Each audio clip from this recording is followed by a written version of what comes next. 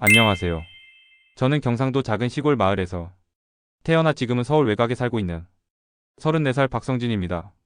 저는 어릴 적부터 가난이 너무 싫어서 이를 악물고 살아왔습니다. 오늘 제 이야기를 통해 인생의 굴곡을 함께 나눌 수 있기를 바랍니다. 저는 고등학교 졸업 후 가난에서 벗어나기 위해 자동차 정비 기술을 배우며 돈을 벌기 시작했습니다. 잠도 부족하고 몸은 힘들었지만 불평 한마디 하지 않고 열심히 살다 보니 주변에서 성실하다는 말을 들으며 조금씩 인정받기도 했습니다. 그런데 제 삶은 예상치 못한 방향으로 흘러갔습니다. 우연한 소개로 만나게 된 한 여자가 제 인생에 큰 변화를 가져왔습니다. 지금 저는 홀로 두 아이를 키우며 지내고 있습니다. 결혼 생활의 시작은 불안했고 그 후 많은 일을 겪으며 힘든 시간을 보내왔습니다. 하지만 가장 큰 문제는 최근 첫째 아이와 관련된 고민입니다. 첫째가 저와 닮지 않았다는 이야기가 주변에서 자꾸 들려와 심리적으로 큰 부담을 느끼고 있었습니다. 오늘은 제가 겪었던 결혼과 가정이 이야기를 하나하나 들려드리려고 합니다. 그 과정에서 경험했던 고난, 그리고 현재의 고민을 나누고 싶습니다. 여러분께서 들어주시고 따뜻한 조언과 위로를 주신다면 큰 힘이 될 것 같습니다. 저의 이야기가 끝날 때쯤 여러분의 생각과 조언을 듣고 싶습니다. 구독과 좋아요는 저에게 큰 힘이 됩니다. 함께 이야기를 나누어 주시길 바랍니다. 오늘 들려드릴 이야기는 가난에서 벗어나기 위해 시작한 청춘의 여정에서 결혼과 가정을 꾸리는 과정, 그리고 지금까지의 고난에 대한 내용입니다. 제가 태어난 곳은 경상도의 한 외진 시골 마을이었습니다. 들판 끝까지 이어진 농가 밭, 그리고 집 몇 채가 전부인 동네였어요. 집 앞 개울물 소리가 들리고 산들 바람이 늘 불어오던 곳이었지만 어린 저에게는 그곳이 늘 답답하게만 느껴졌습니다.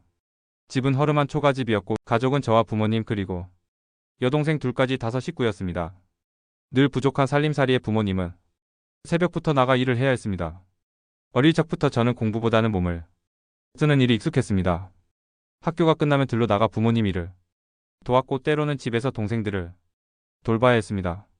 가난이라는 굴레는 우리 가족을 늘 쫓아다녔습니다. 새 교과서를 사고 싶었지만 저는 늘 형이 쓰던 낡은 책을 사용했고 운동화 하나도 몇 년을 신어야 했습니다. 그래서일까요? 저에게는 어린 시절의 행복한 기억보다는 먹고 사는 걱정이 먼저 떠오릅니다. 하지만 가난 속에서도 부모님은 제게 늘 열심히 살라고 말씀하셨습니다. 특히 아버지는 고된 농사일에도 밝게 웃으며 말씀하곤 하셨죠. 가난은 병이 아니다. 노력하면 언젠가는 벗어날 수 있다. 그 말을 들으며 저는 어서 이곳을 떠나 돈을 벌겠다는 결심을 했습니다. 고등학교에 진학한 것도 기술을 배우려는 이유 때문이었어요. 가난 속에서도 부모님께 의지하기보다는 빨리 자립하고 싶었습니다. 그래서 고등학교를 졸업하자마자 저는 바로 자동차 정비 기술을 배우기 시작했습니다. 운 좋게 근처 정비소에 취직했고 부족한 손재주와 경험을 메우기 위해 밤늦게까지 연습을 했습니다. 숙련된 기술자가 되는데 시간이 걸렸지만 정비소 사장님과 동료들의 도움 덕에 조금씩 기술을 익혀갔습니다. 월급은 많지 않았지만 제 손으로 번 돈으로 가족들에게 도움을 줄 수 있다는 게 뿌듯했습니다. 그렇게 살다 보니 자연스레 제게 성실하다는 평판이 따라다녔습니다.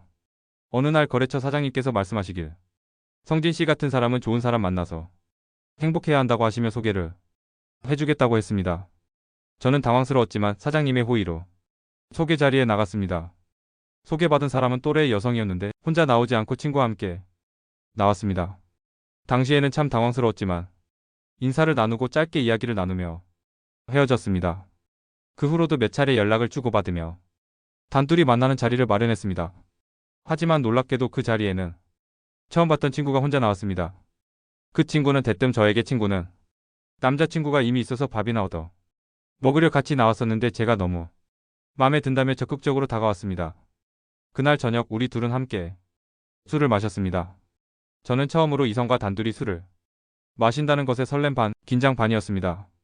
그런데 이상하게도 쉽게 취했고 필름이 끊겼습니다.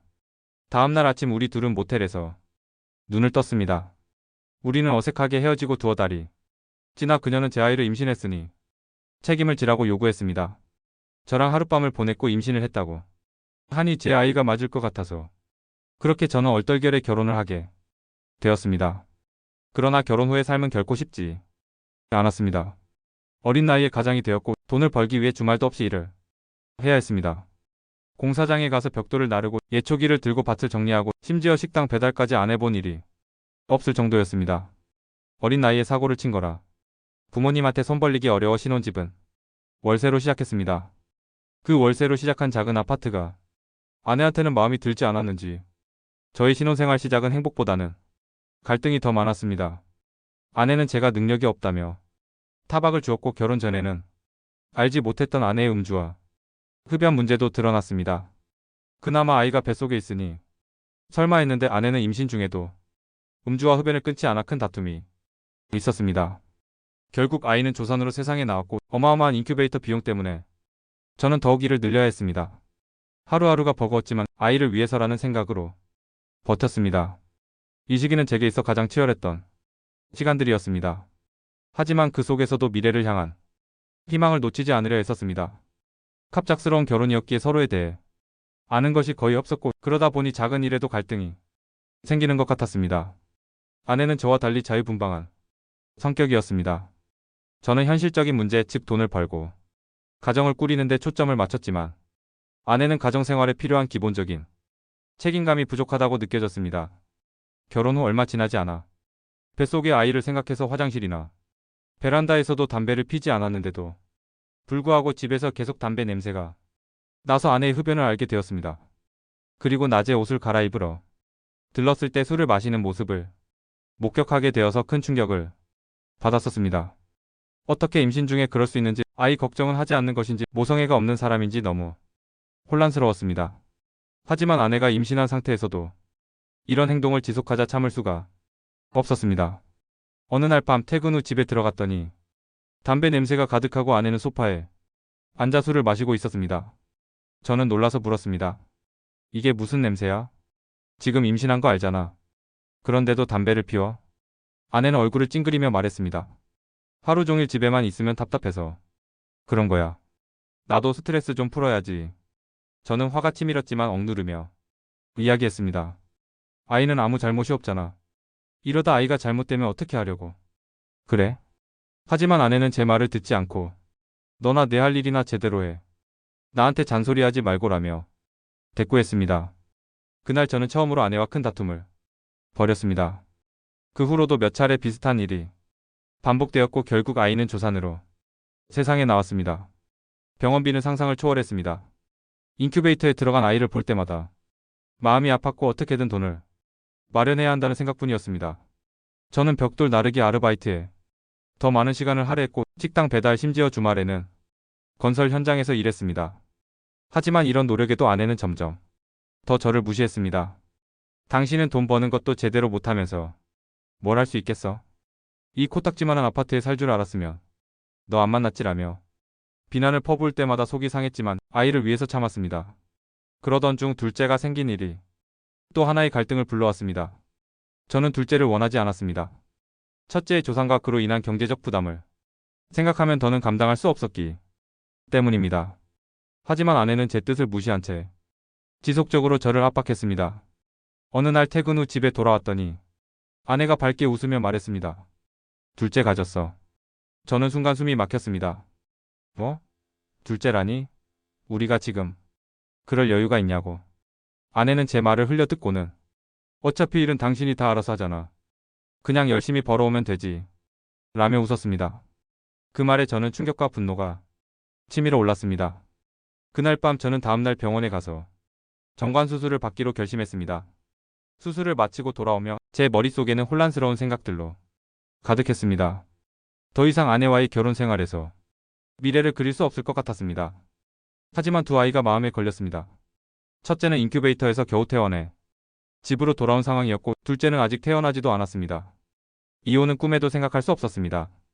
그런 상황에서 제게 결정적인 충격을 준 사건은 유산 상속을 받아오라는 아내의 술주정이었습니다. 제 할머니께서 돌아가시면서 유산 문제가 불거졌을 때 아내는 밤마다 술에 취한 상태로 저를 몰아세웠습니다. 능력이 없으면 유산이라도 받아와. 안 그러면 내가 이렇게 살 이유가 없어. 그 주정은 몇 달 동안 계속되었습니다. 저는 할머니의 유산 문제에 대해 신경 쓰지 않고 있었습니다. 부모님도 계시고 제가 관여할 일이 아니라고 생각했기 때문입니다. 하지만 아내의 요구는 점점 심해졌습니다. 저는 그 말을 듣고 화를 내거나 반박하지 않고 그저 버텼습니다. 그러던 어느 날 아내는 갑자기 잠잠해졌습니다. 저는 포기했나 보다 하고 안심했지만 얼마 지나지 않아 이상한 점을 발견했습니다. 아내는 밤새 컴퓨터와 핸드폰을 붙들고 있었고 며칠 동안 전에 다녔던 공장 언니들과 여행을 다녀오겠다며 집을 비웠습니다. 하지만 진실은 상상도 못할 것이었습니다. 아내가 집을 비운 며칠 동안 저는 이상한 기분이 들었습니다. 공장 언니들과 여행을 간다고 했지만 돌아온 아내의 행동은 더욱 이상했습니다. 핸드폰을 손에서 놓지 않았고 잠을 잘 때도 껴안고 있을 정도였습니다. 컴퓨터는 항상 비밀번호가 걸려 있었고 아내는 종종 밤늦게까지 무언가를 하며 깔깔 웃는 소리를 냈습니다. 그러던 중 아내가 갑자기 이혼을 요구하기 시작했습니다. 우리 이혼하자. 더는 이렇게 못 살겠어. 아내의 말에 저는 깜짝 놀라 물었습니다. 갑자기 왜 그래? 우리가 힘들어도 아이들을 위해서라도 참고 살아야지. 아내는 싸늘한 표정으로 말했습니다. 이렇게 사는 게 나만 힘들 것 같아? 당신도 힘들겠지. 그러니까 이혼하자고. 저는 답답하고 억울한 마음의 이유를 물었지만 아내는 아무런 대답도 하지 않았습니다. 그렇게 며칠이 지나던 어느 날 저는 우연히 아내의 컴퓨터 화면을 보게 되었습니다. 화면에는 채팅창이 떠 있었고 그곳에는 아내와 어떤 남자가 주고받은 대화가 남아 있었습니다. 오빠는 정말 재밌는 사람이에요. 우리 만날 때 너무 좋았잖아. 다음에 또 보자. 나도. 이번엔 다른 데로 가자. 우리 둘만 있으면 너무 행복해. 그 순간 심장이 철렁 내려앉는 기분이었습니다. 아내가 집을 비운 며칠 동안 다른 남자와 여행을 다녀온 것이었습니다. 그뿐만이 아니었습니다. 대화 내용을 확인하던 중 아내와 그 남자가 호텔에서 함께 있었음을 암시하는 말들까지 발견하게 되었습니다. 저는 분노와 슬픔이 치밀어 올랐습니다. 아내에게 사실을 따져 물었습니다. 이게 뭐야? 너 대체 무슨 짓을 한 거야? 아내는 처음엔 발뺌했지만 결국 모든 걸 털어놓았습니다. 공장 언니들과의 여행이 아니었던 것입니다. 아내는 채팅을 통해 알게 된 남자들과 무리를 지어 여행을 다녀왔고 거기서 커플을 이뤄 각자 방을 썼다고 했습니다. 충격과 절망 속에서 저는 말문이 막혔습니다. 하지만 아이들 생각에 이혼을 쉽게 결심할 수 없었습니다. 저는 아내에게 말했습니다. 잘못했으면 뉘우치고 다시 시작하자. 우리 아이들 생각해서라도. 꾹 참고 있는 제게 아내는 냉소적으로 대꾸했습니다. 내가 지금 당신하고 계속 살고 싶은 줄 알아? 난 이미 당신 같은 사람하고 살면서 지칠 대로 지쳤어. 아내의 말을 들으면서 아내가 이미 저와의 결혼 생활을 포기했음을 느낄 수 있었습니다. 이혼을 거부하며 제가 버티자 아내는 제 어머니를 찾아가 저와 이혼하겠다고 통보했습니다. 그리고는 믿을 수 없는 말을 했습니다. 당신 아들이 나를 제대로 책임지지도 못하고 무능력해서 더는 못 살겠어요.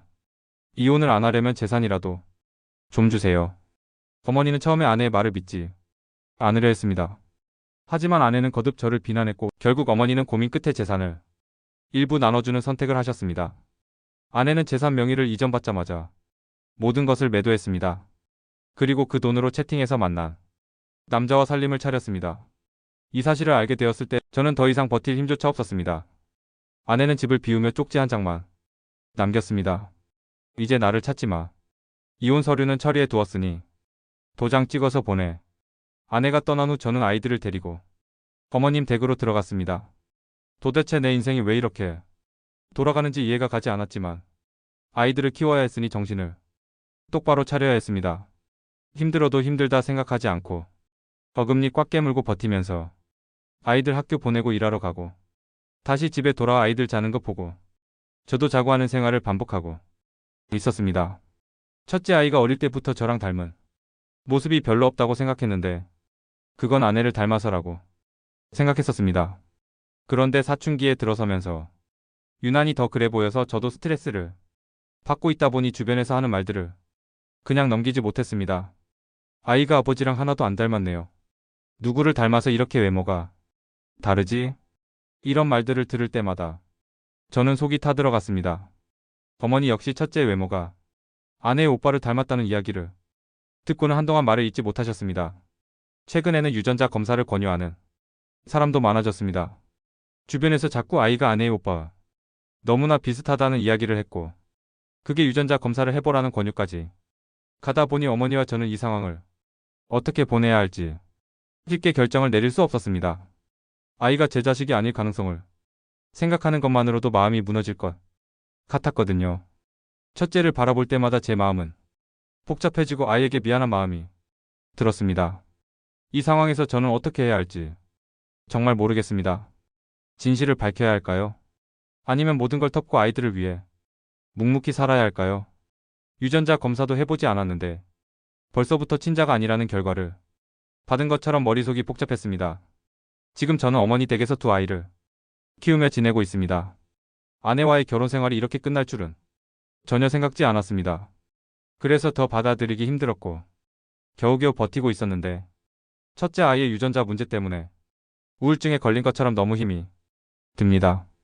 차라리 확인하고 마음을 편히 먹는 게 낫지 않겠느냐는 말도 들었지만 저는 차마 용기를 내지 못했습니다. 진실을 확인하는 순간 제가 감당해야 할 후폭풍이 두려웠습니다. 만약 첫째가 제 아이가 아니라는 결과가 나오면 저는 어떻게 해야 할까요? 아이가 저와 아무런 관계가 없다는 사실을 알게 되면 아이에게 어떤 상처를 줄까요? 하지만 또 다른 한편으로는 진실을 밝히는 것이 아이와 저 모두에게 더 나을 수도 있다는 생각도 듭니다. 그저 혼자서 고민만 하다 보니 마음이 점점 무거워지고 있습니다. 둘째는 아직 어리지만 점점 첫째와의 차이를 느끼기 시작합니다. 저는 두 아이에게 차별을 두지 않으려고 노력하고 있지만 가끔은 첫째를 볼 때마다 불편한 마음을 숨기기 어려울 때가 있습니다. 이런 제 자신이 너무 미워질 때도 있습니다.